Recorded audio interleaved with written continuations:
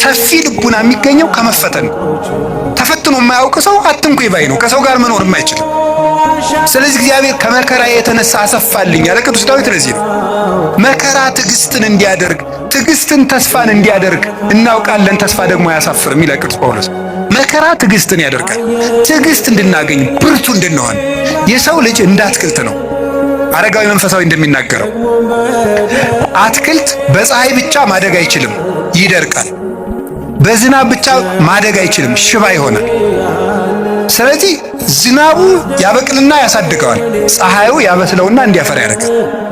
ስለዚህ ሐሩሩን መከራ አድርጉት፣ ዝናቡን ደግሞ የእግዚአብሔርን ቸርነት አድርጉት።